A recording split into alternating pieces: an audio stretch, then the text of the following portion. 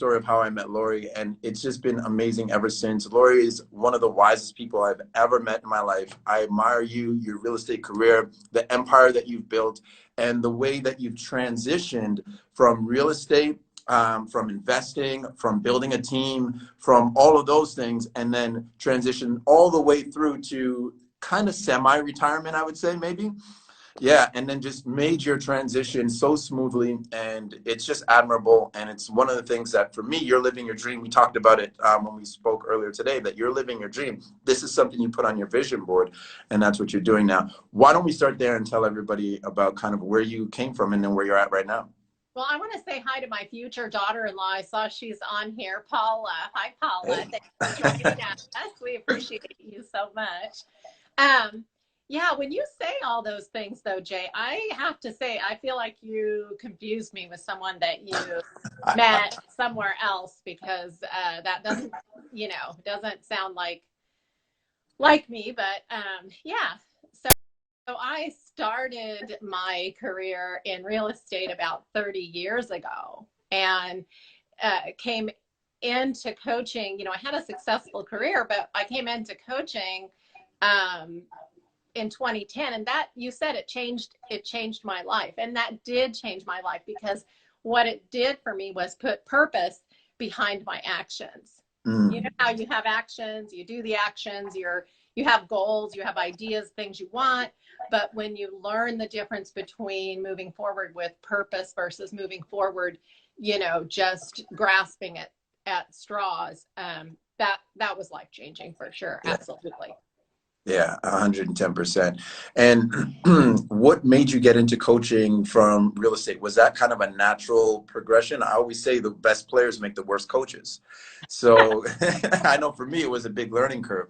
So what made you kind of get in from real estate into coaching? Well, I'm not a sports, knowledgeable person. So when you give me those analogies, I'm kind of like, oh, okay. But for me, it was a natural progression, because all the things that I learned from working with my coach over the years, and how I took, from being successful in a little box to being successful in a bigger box, to I wanted to share that really badly with other agents. And it seemed like, how does a realtor retire? That's always the thing that we deal with, or what's the next step after you have after you have a team or a group, or, you reach a level in something, and you want to do the next thing. And absolutely. That. Absolutely. Really early in real estate, for myself, I knew that this was something that I was good at and that I enjoyed, but I knew it wasn't what I was going to do forever. And I was early on looking at what my exit plan was going to be. When did that kind of hit you, where you were like, I'm not going to do real estate forever. I have this team, and I'm going to start working on an exit plan? Well, the very first coach that I had done a similar scenario, and she had grown her team, sold her team, and bought a really big ranch in Kentucky, and was coaching. And so I think that got in my head, and I started thinking about it, because my business partner was 13 years younger than me, and she had a lot of energy and a lot of enthusiasm, and I had energy and enthusiasm, but I had been doing that job at that time for already 15 years. Yeah. And was kind of looking for what's next. And so the two just, I just, all of a sudden, it dawned on me, as I can do what Debbie did if we can build this team up and make it worth something. Absolutely. What would you say, whoever's on this call probably knows this already, for the people watching it later, I've built a real estate team, sold a real estate team, and the same type of thing. What would you say, because for me, I think the biggest thing was, the hardest thing, I should say, was trying to get this automated. And like, how do I remove myself and it still run like a well-oiled machine? That was my biggest challenge, and the biggest hurdle I had to overcome. What would you say the biggest hurdle was for you, especially because you had a business partner? Well, I think the business partner that I had, Lori Little, and you know, there may be some people on here that know her. She is a remarkable person. And so I don't think as a solo agent, I would ever even be in this position. So, you know, the there were many less hurdles because I had an amazing partner. She really was the you know, what does Tom say? Oh, I'm drawing a blank here. The, you know, the operator. That's the word I was looking for. Oh, okay. So she She was the really was operator. the Yeah. operator. And so, you know, her helping us set up systems and processes, and, you know, me just driving the sales. So, you know, that made it, I didn't walk away and lose. When they removed me, they didn't lose the operation. They still That's have right. a really good operating system going because she's still in place. And, Yeah. you know, so really it was just having some good salespeople on the team in order to keep that going. And then our branding was really strong. So I think that's another thing. You know, something happened to us, and it was at the time it happened, it felt like a disaster. Like we had worked together for 4 years, and we had built our brand as the Lorries. And when we started adding teammates, we changed our name to be the Lorries and Company. Well, Okay. in our town of about 70,000 people, I'm certain that someone decided that maybe they wanted to bring our name to the attention of the DRE, but whatever, we came under their scrutiny, and they said, you can't have that name. Really? So yes, and they made us change our team name to some compliant team names.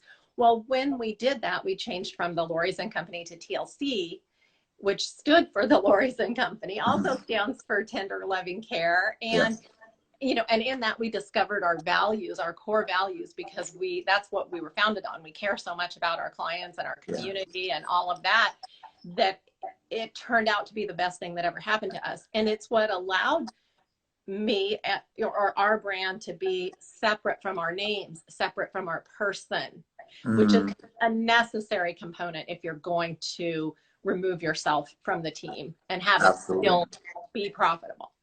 Absolutely, 110%. You know, this is why I love having conversations with you, and for everybody else who's here. Like, I just like that you know, my mind is always, when I first built my team, was the Homes with Jerome real estate team, right? Same type of thing. And I always thought, how am I going to remove myself from the team and still have it as the Homes with Jerome real estate team? It just doesn't make much sense. And, you know, if I had somebody like you around when I was doing that, I would have changed it. But that one thing might have had my real estate team still running the same way if it wasn't synonymous with my name, because I was the brand, right? So that one thing might have changed things. And that's why people hire business coaches. That's why because when those little things, it seems like a little thing at the time, but you know, when somebody sees your vision and they say, okay, where do you see yourself in 4, 5, 7 years? That question comes up.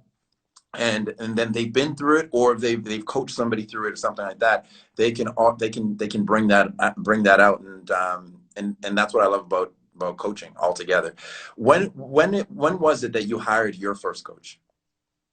2010. It was a funny story because, you know, like I said, I did real estate for 15 years before I started working with my business partner. And in that time, I was familiar with some real estate coaches, you know, all the famous ones. And I just thought, I don't need a coach. I know this job. I had a good broker who trained me. I did, you know, 25, 30 transactions a year. And I thought that was great, you know. And so Lori says, let's go to this coaching event, you know. And I went reluctantly. And I remember that day I had a yoga class. I wanted to be back from San Jose out to the valley. We lived out in the valley, Manteca area, 75 miles east of San Francisco. And it's a horrific commute. And, you know, we're in San Jose at this thing. I'm like, I want to be back for 6:30 yoga. And she just wants to stay and talk to this amazing coach and get more information, and is convinced we need coaching. Yeah. And so it was really her, again, my brilliant partner, who said, this is what we need to do, Lori. Like I said, she's the operations, you know, I'm Yeah. more of a rainmaker. Yeah. Yeah. So, Exactly. yeah, so that's when we signed up at her insistence. And then, but quickly I saw, you know, like, Yes. oh, I never thought of that. I never heard that. Oh, that's a great idea. Let's implement that. Let's organize that. Let's strategize about that. Yeah, and then from there, I guess that's what brought your business to another level, and the level that you ended up leaving it at Yeah. in 2017. Yes. And, you know, just increasing our numbers year over year, having, you know, becoming the number one sales team in our town and, you know, potentially or at times even in our whole county. Mhm. Yeah. Yeah, that's awesome. For those of you guys who are on right now, stick around. Or if you are gonna hop off, you know you need to hop off. At the bottom, there's a little question mark thing there at the bottom, and you can put a question there if you have any questions for Lori or for myself. This right here, Lori's giving me like 30 minutes of her time, 45 minutes of her time, even an hour of your time. You don't even know how useful, like how expensive that is, guys. So this woman is dropping gems right now. And if you have any questions or anything, I would encourage you, because it's not very often that you're going to have somebody with this type of experience and this type of knowledge at your fingertips. So if you're on the call right now and you have any questions, but you know you have to hop off, the bottom of your screen, you'll see a little question mark. It looks like a card. You can put your question there if you have to hop off, or you can always just put it in the comments. So Lori, tell me, as a coach, how would you say, and we talked about it a little bit as well a couple of times, how would you say what's going on in the world is affecting your coaching right now? Well, it's definitely affecting it. And again, I think it's one of those things where you go, this is really a negative thing, you know, but then the outcomes are, you know, yeah, it was a negative thing, but there can be so positive.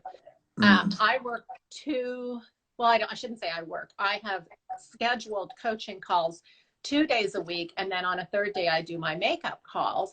And so there's prep time, of course, before those calls, but it's a pretty limited schedule in a normal environment. In the COVID environment, it, you know, created a complete pivot.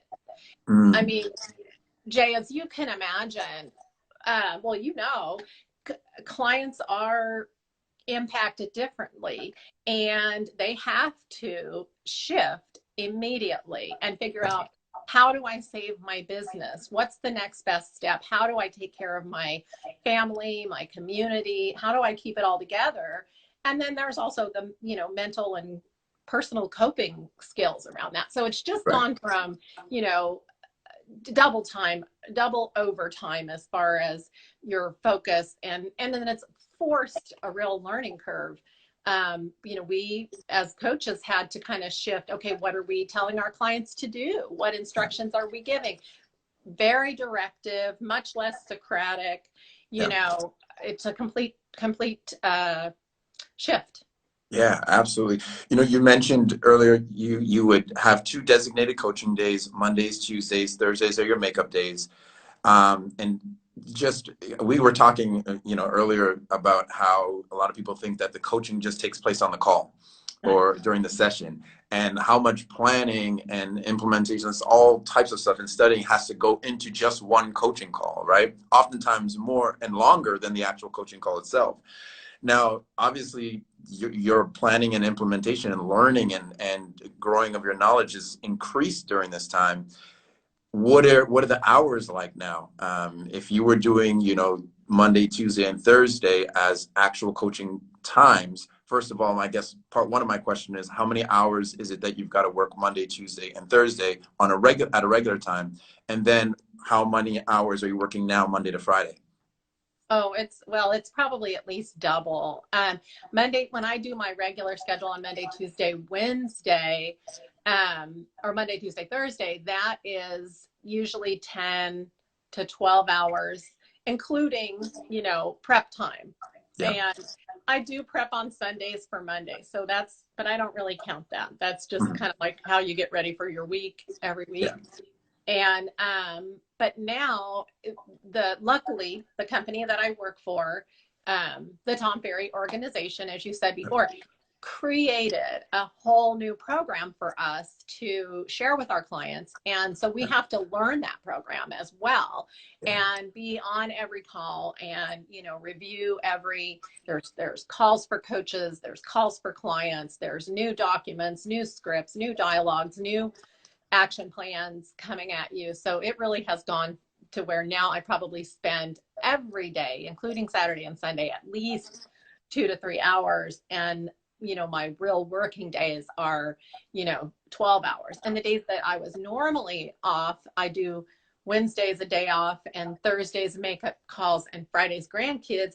On those days, I've usually got 2 or 3, you know, learning calls to be on. Yeah, exactly. And that, as you mentioned, learning calls, that's what I'm like, for my clients, we're all doing this for the first time, right? So everybody, like, this is new to everybody. And I'm not talking about technology and things like that. I'm just talking about like stuff such as, how do I qualify? How do I know if I qualify for this particular stimulus package, right? Like, all of this stuff is brand new. Me coaching people in Canada and the US, got to know both, right? Double, And yeah. and just understanding that we've got to put time aside for those learning calls. I'm on webinars all of the time trying to figure, and the rules and regulations are always changing. And, you know, when our clients are asking us the best move to make, I've got to be unofficially an accountant, unofficially a financial advisor, unofficially, like, every single thing. And I'm hearing the same thing from you. One of the questions I have, though, is, I mean, there's two sides to everything. There's always a bright side to everything. What would you say is easier during this time, or what would you say has you found really, really positive in coaching right now? That is a great question. I think right now there is a lot of the clients are really leaning in. You know, sometimes as a coach, you struggle with a certain person. It's almost like you're a psychologist or something. I mean, not to say that I'm a psychologist, but, you know, you want to help somebody. You want to help them move forward. You want to help them have a breakthrough. That's right. And, you know, that's our goal, because if they're not changing and growing, then we're not helping. That's right. And oh, hey, Dana, good to see that you are on here. How you doing?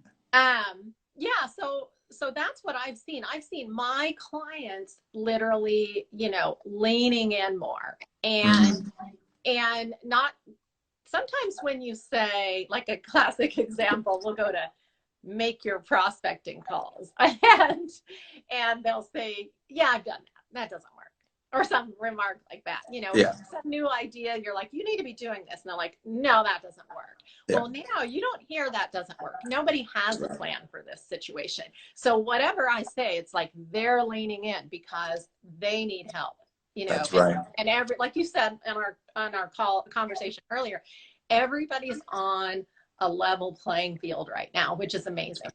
Yeah, 110%. And just to kind of support exactly what you're saying, I'm seeing the same thing.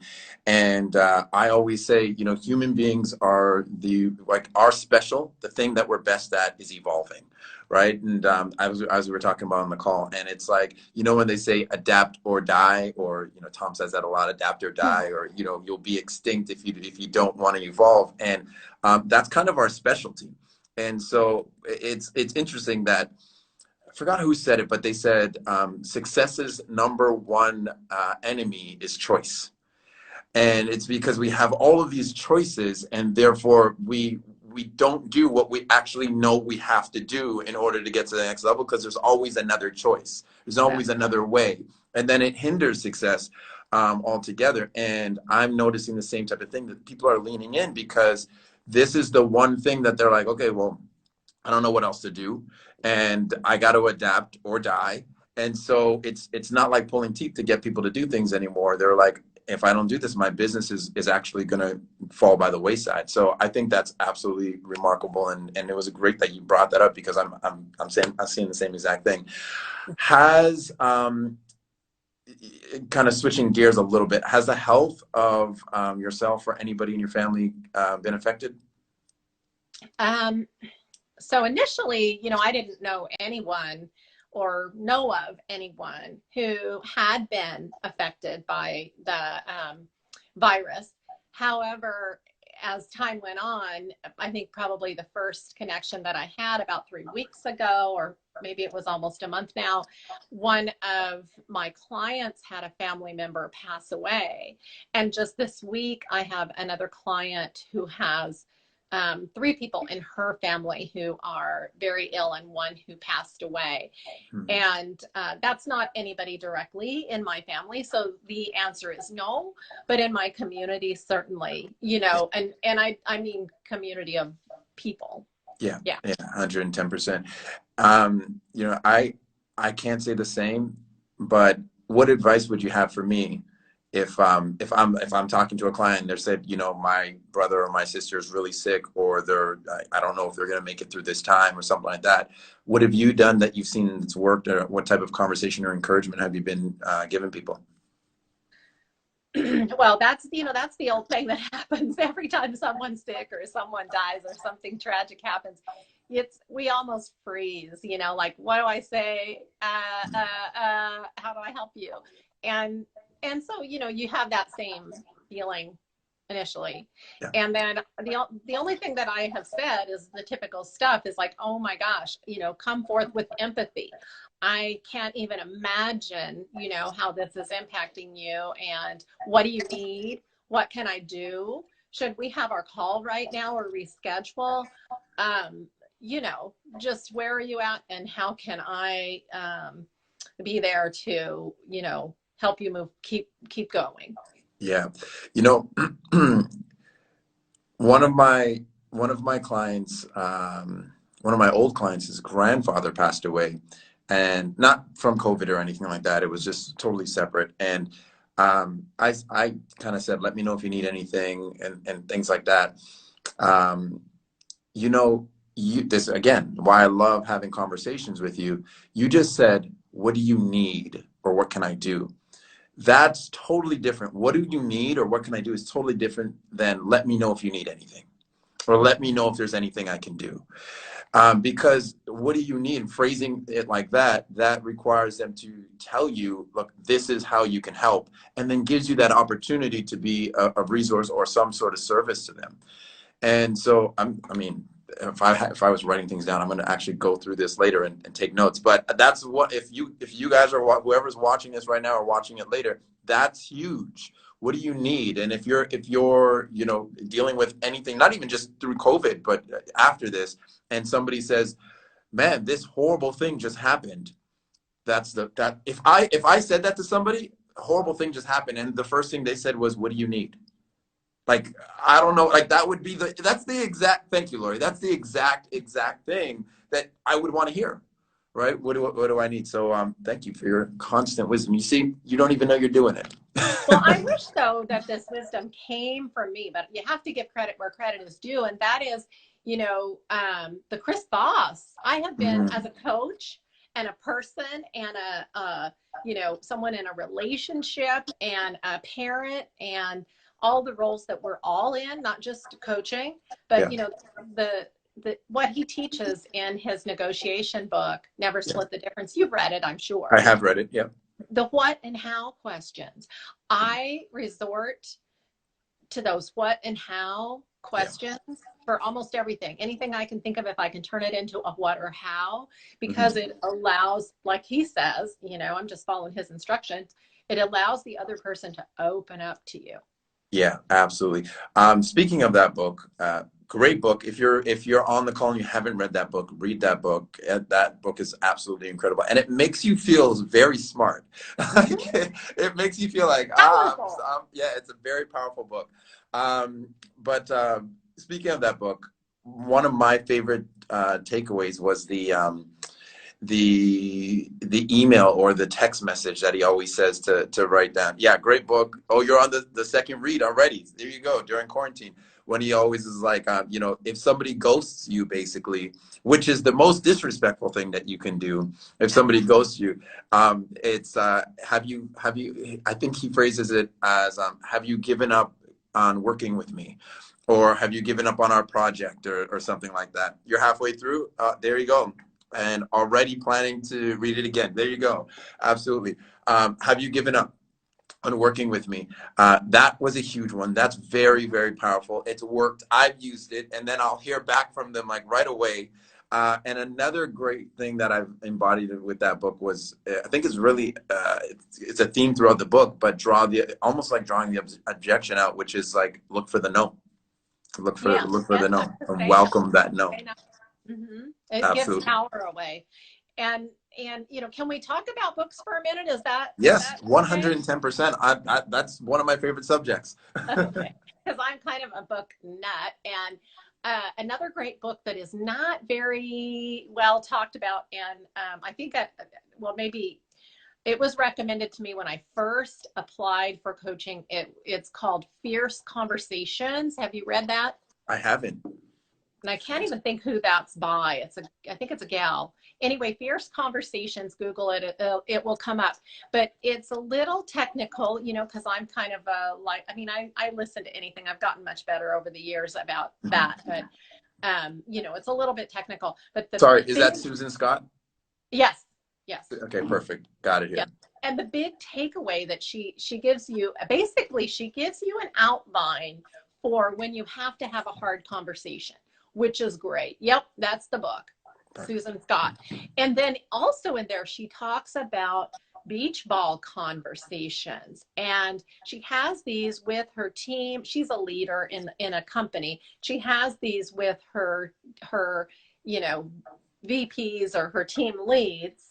Okay. And then I you know, took that to, you know, how could I use that on my team? But it's a beach ball conversation. So you're asking, and we do this in one-on-ones, but you're asking each person from their perspective, like from sales, from marketing, from, you know, admin,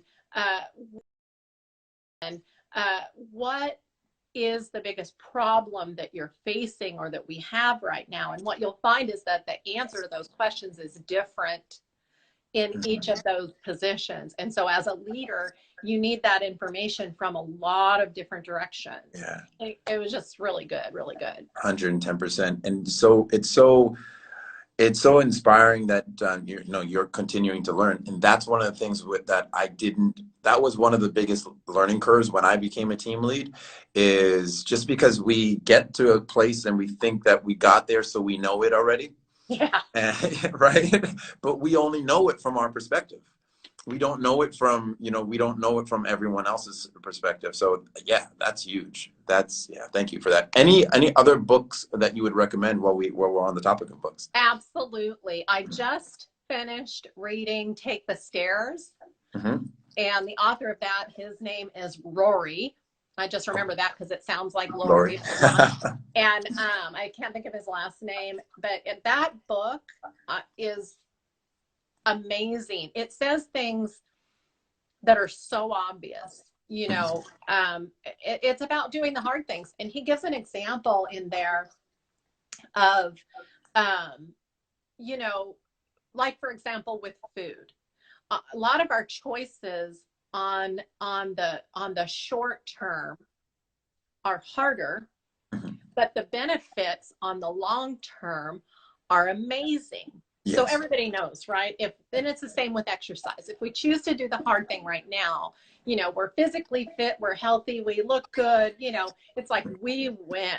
But yes, you win on the long term. You don't win on the short term. Versus if you skip the exercise, you're relaxed and happy today and have that milkshake.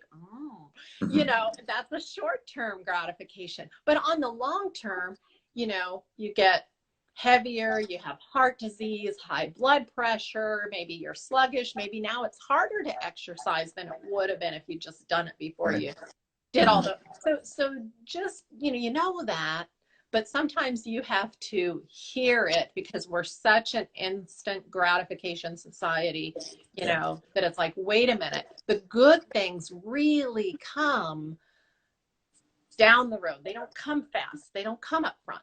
Yeah. Yeah, 110%.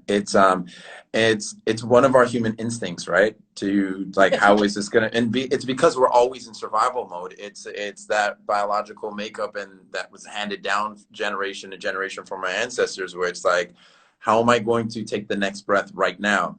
And I think it's Coach Pipes that always talks about, like, what does he always say? We're 7 steps away from death in our minds, where our brains think. We're always like, okay. Yeah, exactly. Right. So if this doesn't happen, then I'm not going to be able to pay my bills, and I'm going to be on the street. And before you know it, by step 6 or 7, you're like, I'm going to die. Right. And I always say this, I understand that I'm like that, which is why I can change or make a difference, or, take the stairs. Right. Because I fighting against our human nature is foolish. It's our human nature. There's nothing that you can really do to fight against it. You might win the battle, but you'll never win the war against your human nature. The only way to consistently be able to win battles, though, is if you understand that, okay, my brain's doing that again, so I'm going to actually do this. Okay, my body's doing this, and this is why, and I understand that, so I'm actually going to do this now.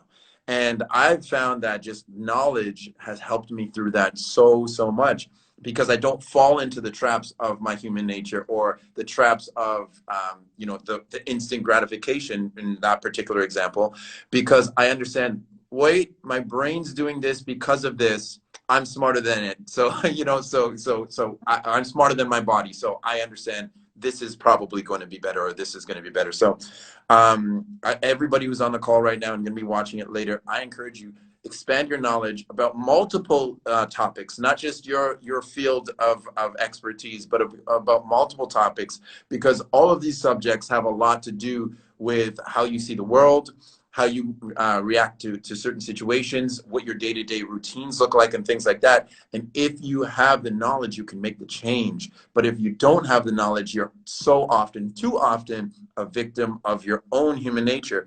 And there's really nothing wrong with that unless you know better. Right. Oh, and one more book I just remembered that I have read twice, and I think everybody on the planet should read, and that is Dr. Jordan Peterson, 12 Rules for Life.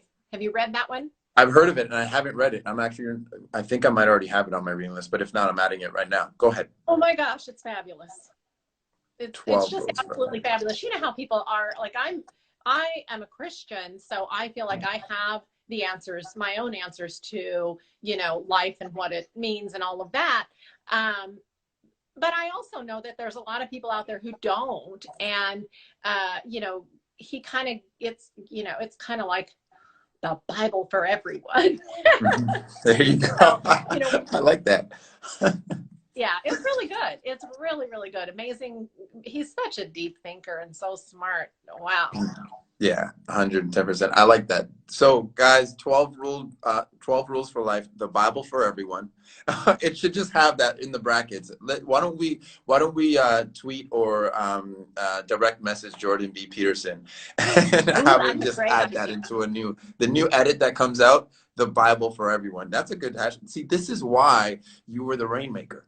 You just have it. You just got it. You've got it. All right. We have probably about 5 or 7 minutes here. The last little bit, I'm going to open up for questions. But if you guys do have questions, start putting them out now so that I know how much time to save for questions. I can see them here. If you have any questions for Lori or for myself. But really quickly, what's one word you would use to describe the real estate industry and or the coaching sector right now? Wow, you give me only one word. Actually, I had thought about this, and I had a word, and because you gave me this question in advance, and being almost 60 this year, it left my brain. I probably should have written it down.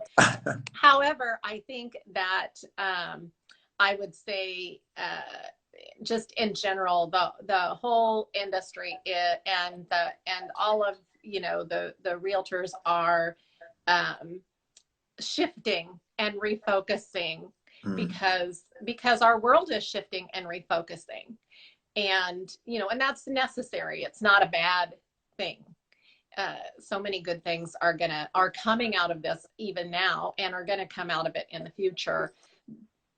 Every bad thing has some positive outcomes. It's just, isn't there like a law of physics? I'm not good on that stuff, where every opposite action, what is that? Do you know what I'm talking about? Every action has an opposite Equal reaction. opposite reaction. Yeah. Exactly. Yeah. And what that means to me is when something really, really bad happens, then there's the really, really good stuff that comes out of it.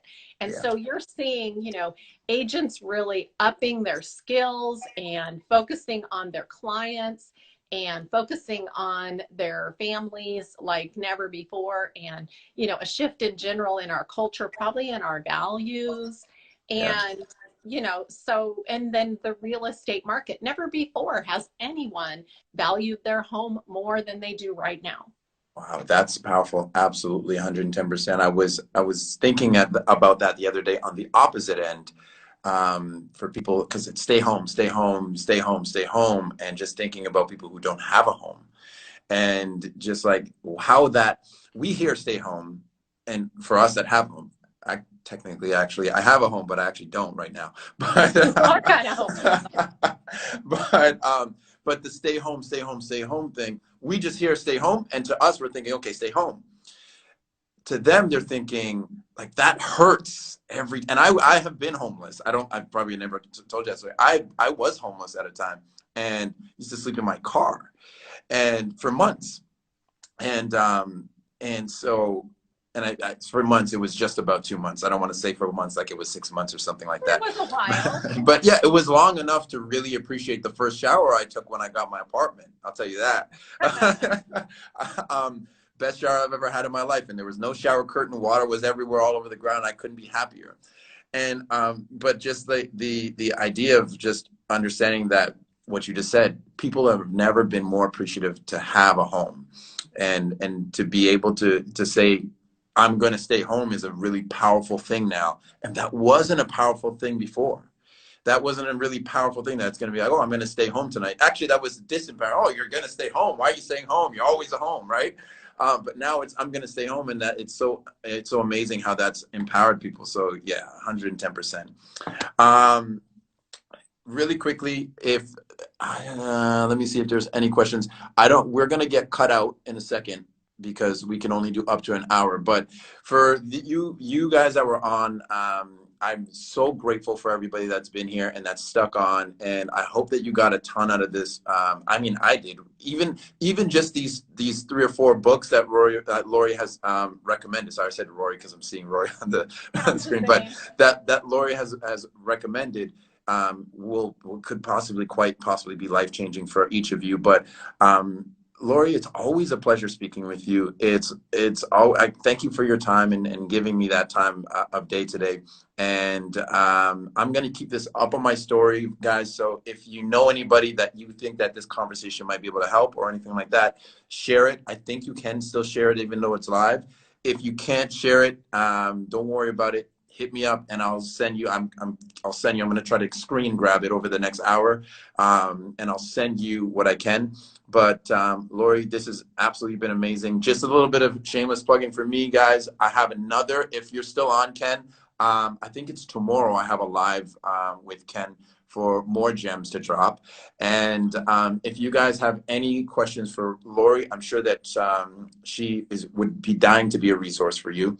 And yeah, and Lori, what's your Facebook, your social media handles? How can people get a hold of you if they need to? Well, Instagram at Lori, of course, and Facebook just Lori Adams. And yeah, you can probably find me.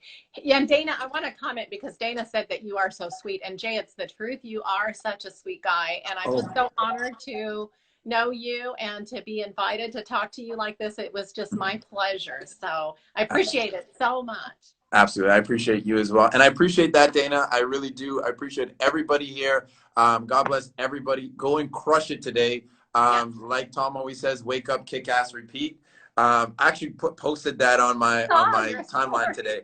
Absolutely. So go crush the day. We're what, afternoon on the East Coast and approaching afternoon where you are in Central Standard Time. And it's almost midnight for me out here in Asia. So I'm about to go crush the night. Y'all go crush the day. All right. Thanks so All right. much. My Bye bye. pleasure. Bye-bye.